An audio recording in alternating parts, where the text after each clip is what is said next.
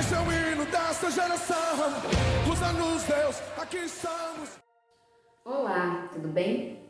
Que bom que mais uma vez você está aqui para que juntos nós possamos estudar mais uma porção da Palavra de Deus.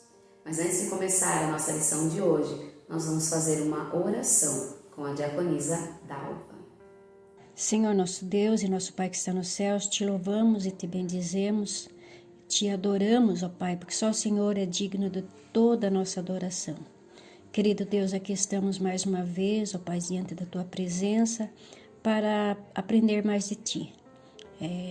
Estamos, ó Deus, aqui para fazer um estudo da Tua Palavra. Pedimos que o Senhor esteja iluminando, ó Pai, que o Teu Espírito Santo possa estar agindo na vida da Tua serva que fará o estudo e de todos aqueles que vierem a assistir esse estudo, que todos sejam orientados por Ti, que tudo seja para a honra e glória do Teu nome. Oramos agradecidos em nome de Jesus Cristo, nosso Senhor. Amém. E a nossa lição de hoje, ela se encontra na nossa revista, que tem por título Missão de Compartilhar, da editora Pendão Real. O tema da nossa lição de hoje é Faça o que eu faço. Ela foi escrita por Fábio Mendes. Ele é missionário do JV na Estrada. Atua há mais de 10 anos servindo jovens e adolescentes. É formado em Teologia e Ciências Contábeis. Nosso texto central se encontra no Evangelho de Lucas, capítulo 6, o versículo 45, que diz assim: O homem bom, do bom tesouro do coração, tira o bem, e o mal, do mau tesouro, tira o mal. Há um ditado popular que diz: faça o que eu digo, mas não faça o que eu faço. Mas certamente você nunca será um homem ou uma mulher de Deus se essa for a sua filosofia.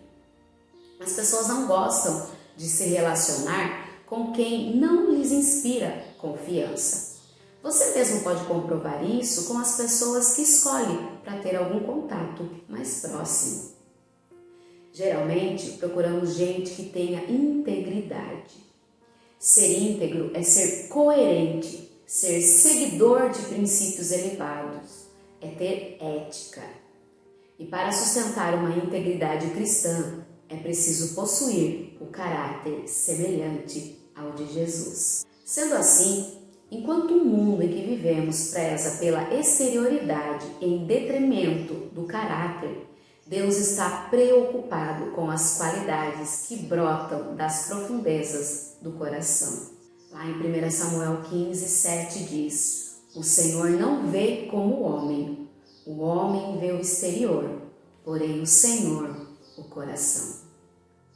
Esta lição propõe que evangelizar ou testemunhar Cristo para outras pessoas não pode ser reduzido ao uso de palavras ou imagens, nem sequer está ligado a um comportamento moral adequado.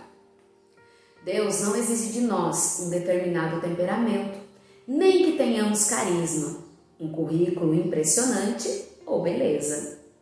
O que importa de fato é o estado do coração. Se nosso interior estiver marcado pelo caráter de Jesus, as pessoas que passarem por nós nunca mais serão as mesmas. Um exemplo de um personagem bíblico que teve uma vida íntegra foi o rei Davi. Jesus Cristo, inclusive, é chamado inúmeras vezes nos evangelhos de filho de Davi.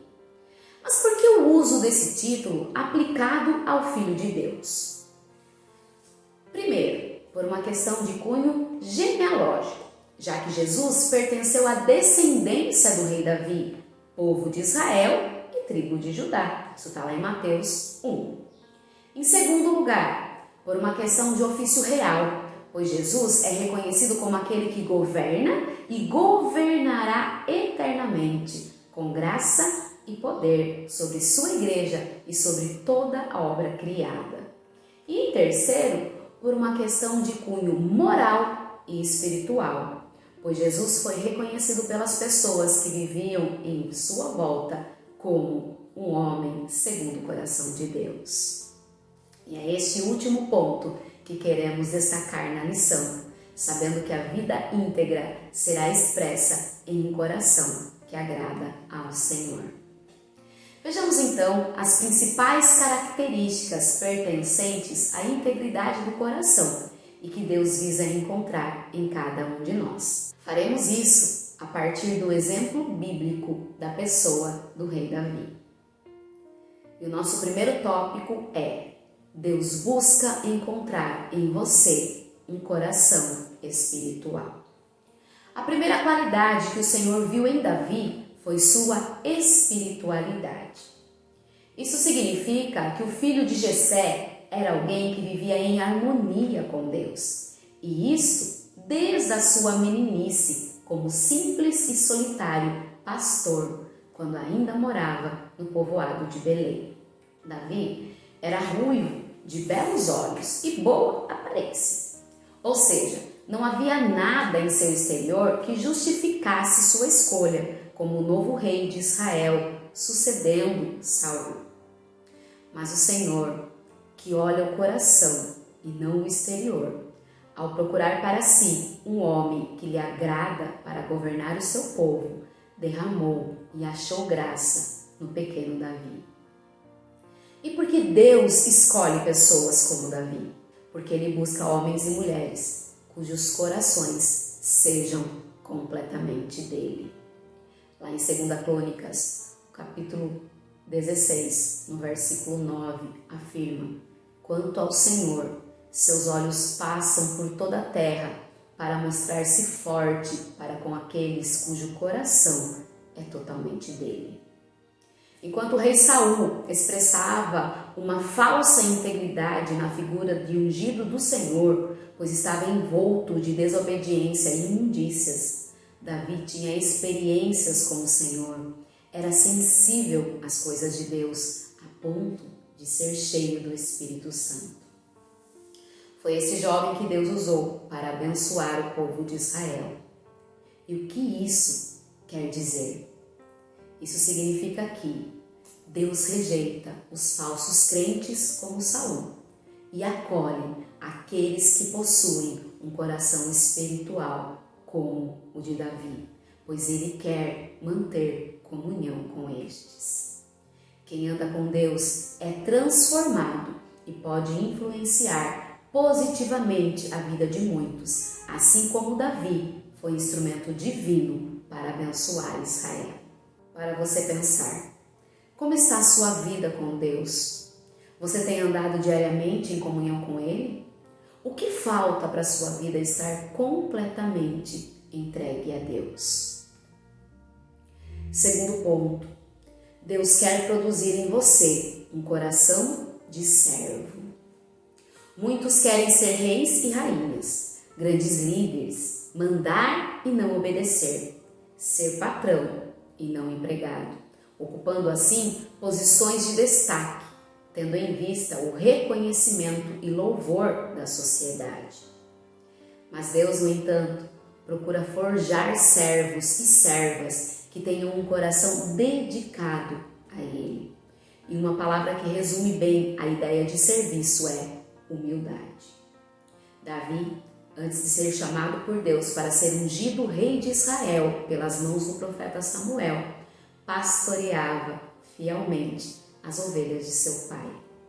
Também serviu aos seus irmãos durante a guerra, além de apresentar-se como servo de Saul, solicitando-lhe concessão para lutar contra o gigante Golias. Nestes pequenos atos devotados a Deus e obediente às pessoas próximas, notamos o coração de servo que Davi possuía. Deus olhou para Davi nas encostas das montanhas de Belém, cuidando das ovelhas de seu pai, obedecendo-o sem medidas, e ungiu sua vida, escolhendo-o para ser o mais notável rei de Israel. Jesus percorreu as periferias da Galileia, levando o evangelho do reino de Deus para todas as gentes, curando as feridas do povo e obedecendo ao Deus Pai em todas as coisas. O Senhor aprovou sua vida, consagrando-o na cruz, glorificando-o como ressurreto e fazendo dele o grande rei de toda a história. Desse modo, entendemos que ter um coração de servo ou de serva é transparecer humildade, não se rebelar, respeitar as autoridades dirigidas por Deus, praticar a oração, o silêncio, o testemunho. O servo não quer que seu senhor fracasse, nem se importa em receber a glória, deseja apenas cumprir a tarefa. As palavras de Jesus expressa no Evangelho de Mateus, no capítulo 20, versículos 26 a 28, devem nortear nossa caminhada cristã e diz o seguinte: quem quiser tornar-se grande entre vós, será esse o que vos sirva. E quem quiser ser o primeiro entre vós, será vosso servo. Tal como o Filho do Homem, que não veio para ser servido, mas para servir e dar a sua vida em resgate por muitos. Qual posição você tem ocupado diante de Deus e das outras pessoas? De Senhor ou de servo? Há alegria no seu coração em servir? E o nosso terceiro tópico: Deus espera que você mantenha um coração sincero. Antes mesmo de Davi subir ao trono, o povo e os líderes de Israel desejaram ter um rei, assim como as nações vizinhas. Deus então, ficou feia essa parte. Antes mesmo de Davi subir ao trono, o povo e os líderes de Israel desejaram ter um rei, assim como as nações vizinhas. Deus então deixou que eles tivessem exatamente o que queriam. Assim o profeta Samuel foi incumbido por Deus para a missão de ungir Saul como rei. Saul era o homem certo para o cargo, tendo articulação política para reunir o povo em sua volta, valente o suficiente para dirigir um exército. Ele tinha lá 40 anos de idade quando começou a reinar. No entanto, em pouco tempo ele passou a se mostrar irritado e começou a ter sucessivas crises emocionais e espirituais. E não muito depois de subir ao trono, Saul cometeu 3 graves atos de desobediência. Primeiro, tomou uma terrível decisão, está registrado em 1 Samuel 13. Fez um voto insensato contra o próprio filho, 1 Samuel 14. E terceiro, desobedeceu abertamente a Deus. Saul torna-se um homem de coração endurecido. Por outro lado, apesar de Davi cometer equívocos em seu reino, como foi o caso de seu adultério com Betseba, de inúmeros conflitos domésticos, entre os quais com seu próprio filho Absalão liderando uma conspiração contra ele, o diferencial de Davi é que ele reconhecia as suas fraquezas perante o Senhor. O homem, segundo o coração de Deus, ficava arrependido de seus pecados e voltava a agir com humildade e obediência perante o Senhor. E nós podemos ver isso em vários salmos escritos por ele. Um deles, Salmo 51. Davi torna-se um homem de coração sincero. Tanto Jesus quanto Davi apresentavam diante do Senhor um coração sincero, e isto implica 3 qualidades. A primeira, a transparência, ou seja, possuir um coração que não mascara as suas fraquezas, mas as expõe perante Deus. Segundo, dependência. Isso é ter um coração que não escolhe o seu próprio caminho e que não obedece aos seus próprios desejos, mas é guiado e direcionado pelo Senhor.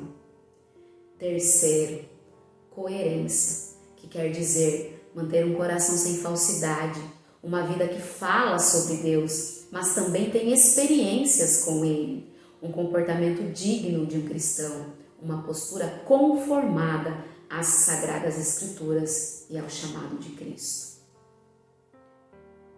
Como você tem lidado com os seus pecados perante o Senhor? Você tem mais semelhança com Davi ou com Saul? Seu coração tem praticado a sinceridade? Renove-se se for preciso. E para concluir, irmãos, nesta lição podemos aprender que a prática cristã reflete o estado do coração. Se nosso coração for íntegro perante o Senhor, assim como o de Davi, nosso testemunho será eficaz. Mas se nosso coração for inconstante como o de Saul, nosso testemunho será uma farsa. Deus procura corações íntegros para transformar essa geração. O mundo não precisa de novos métodos de evangelização, não precisa do uso do marketing e nem de novas programações. O que o mundo precisa é de jovens com corações íntegros e repletos de Deus, porque corações íntegros contagiam a todos à sua volta. E assim nós estaremos prontos para cumprir a nossa missão. Que Deus te abençoe, uma excelente semana e que na próxima vocês possam estar aqui de novo conosco para mais uma aula. Amém?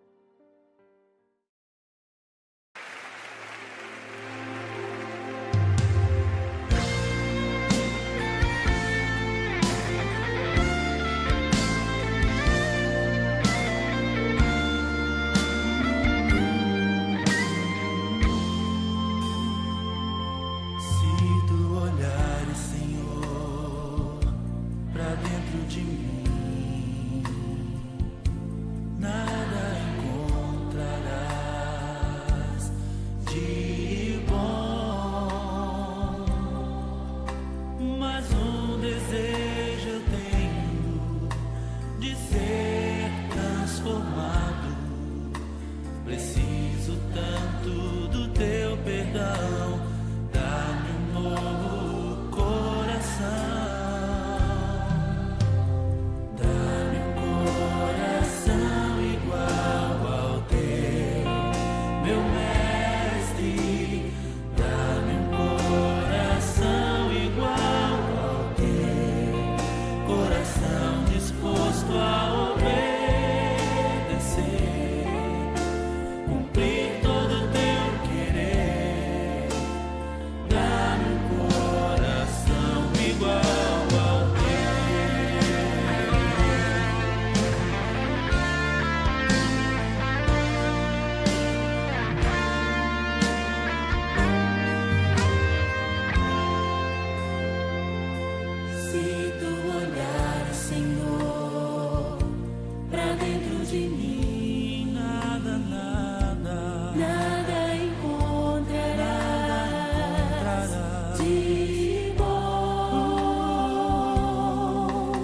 Mas um desejo eu tenho de ser transformado.